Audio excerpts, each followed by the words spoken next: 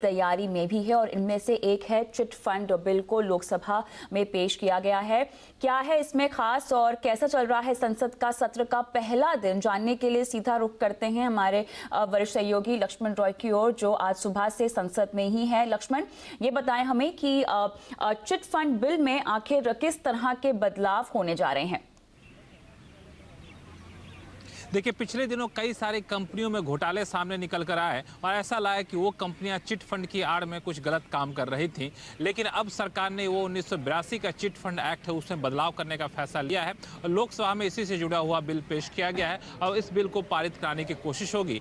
इसके बाद chit fund जो कंपनियां होती हैं उनका बेहतर रेगुलेशन हो सकेगा, उनमें बेहतर पारदर्शिता आ सकेगी और चिट फंड के नाम पर धोखाधड़ी करना मुश्किल हो सकेगा। उसमें जो प्रावधान किए गए हैं उसमें यह भी कहा गया है कि चिट फंड कंपनियां बेहतर तरीके से विकास कर सके, इसके लिए भी जरूरी प्रावधान हुआ है और चिट की जो अधिकतम सीमा है इंडिविजुअल यानी व्यक्तिगत तौर पर 1 लाख रुपए है, उसे बढ़ाकर 3 लाख रुपए करने का प्रस्ताव रखा गया है और कंपनियों के लिए 6 लाख रुपए से बढ़ाकर 18 लाख रुपए करने का प्रस्ताव रखा गया है। चिट फंड में कोई भी कंपनी कोई भी फैसला लेगी तो उसमें कम से कम 2 सब्सक्राइबर का होना जरूरी होगा, इस बात को ये प्रावधान किए गए हैं और इसका दुरुपयोग ना हो इसका भी प्रावधान किया गया है। ये चिट फंड एक पहला बिल है जो आज लोकसभा में पेश किया गया। उसके बाद ऐसे 20 से ज्यादा बिल हैं जिसको लोकसभा और राज्यसभा दोनों से पारित करने की सरकार कोशिश करेगी, जिसमें अध्यादेश भी है जिसके तहत सरकार ने कॉर्पोरेट टैक्स में कटौती की थी। साथ ही साथ FRDI बिल में बदलाव का प्रस्ताव है आने वाले दिनों में, ताकि बैंक डूबने पर जमाकर्ताओं को 1 लाख रुपए से ज्यादा पैसा मिल सके। और इतना ही नहीं, कोऑपरेटिव बैंकों के रेगुलेशन के लिए बेहतर कानून से जुड़ा हुआ बदलाव भी संसद के इसी सत्र में आना है।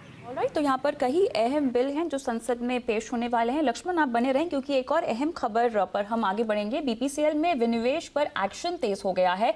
सूत्रों से मिली खबर के मुताबिक BPCL के विनिवेश पर कैबिनेट की अगली बैठक में चर्चा हो सकती है। वहीं वित्त मंत्री ने भी यहाँ साफ कर दिया है कि मार्च तक सरकार BPCL और एयर इंडिया का स्ट्रैटेजिक सेल पूरा कर लेगी। लक्ष्मण, बताएं दोनों खबरों पर अपडेट आप दे रहे हैं। सबसे पहले आपको 23 सितंबर को ही यहां पर दे दी थी खबर आपने, लेकिन ये बताएं कि अब BPCL में हिस्सा बेचने पर फिलहाल ताजा अपडेट क्या है इसको लेकर।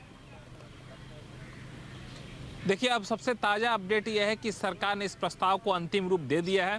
कई सारी रिफाइनरी में राज्य सरकारों की हिस्सेदारी थी, राज्य सरकारों से भी सहमति बन गई है और प्रस्ताव को कैबिनेट में भेज दिया गया है पेट्रोलियम मंत्रालय की तरफ से और कैबिनेट की अगली बैठक में BPCL में हिस्सेदारी बेचने के प्रस्ताव को मंजूरी मिल सकती है। इसमें सरकार अपनी 53.3% हिस्सेदारी बेचने का प्रस्ताव रखा है और सरकार को भरोसा है कि इससे करीब 60,000 करोड़ रुपये आएंगे और अगर बोली बेहतर लगी तो इससे ज़्यादा भी पैसे आ सकते हैं। लेकिन इससे ज़्यादा बड़ी निगाहें इस बात पर टिकी है कि बोली मंगाने की शर्तें क्या होंगी। सरकार की कोशिश यही होगी कि शर्त इस तरह से रखी जाए ताकि विदेशी कंपनियां भी इसमें बोली लगा सके और अटकलें इस बात की काफ़ी तेज हैं कि विदेशी कंपनियां अरामको भी यहां पर अपनी बोली लगा सकती है BPCL में खरीदने को लेकर के। और इसके लिए सरकार ने investment adviser, transaction valuer, asset valuer नियुक्त करने के लिए जो विज्ञापन की प्रक्रिया होती है उसको भी शुरू कर दिया। कंपनी का नाम लिए बगैर वो विज्ञापन निकाले जा चुके हैं, आवेदन मंगाए गए हैं और 25 तारीख को बोलियां खुलेगी। माना जा रहा है कि 25 तारीख से पहले सरकार की कोशिश होगी कि BPCL में हिस्सेदारी बेचने के प्रस्ताव को कैबिनेट से मंजूरी ले ली जाए।